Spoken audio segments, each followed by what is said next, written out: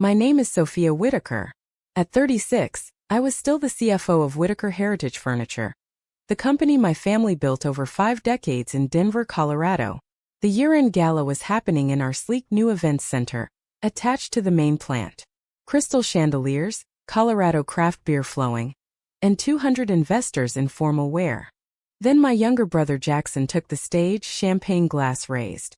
With that same entitled smile he'd worn since childhood, he announced the big news. Mom and Dad were transferring full controlling shares to him. The room exploded in applause. I sat frozen, my hand on my phone. 30 seconds later I hit send. If you've ever been erased in your own family, you know the weight of that moment. Growing up, I was always the reliable one who cleaned up Jackson's messes. When he broke Grandma's antique hutch at age 10, Mom looked at me and said, "Sophia, you know better."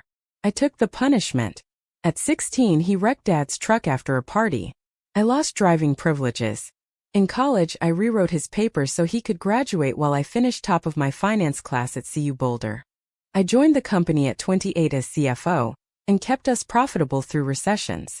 Jackson got the fancy Chief Innovation Officer title with no real responsibility. When he pushed for a massive green factory expansion outside Phoenix, Arizona, I ran the numbers. It was a disaster waiting to happen. $18 million in hidden costs. But the board, full of Dad's old golf buddies, approved it anyway. 3 years later, the project was bleeding money.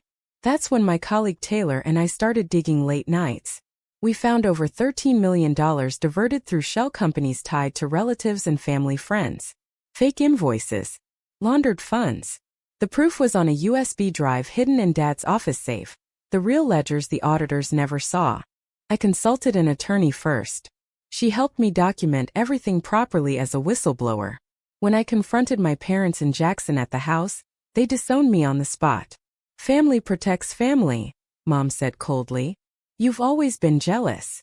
At the gala, when Jackson made his announcement, my pre-scheduled package went to the board, major investors, our banks, and the Colorado Attorney General's office.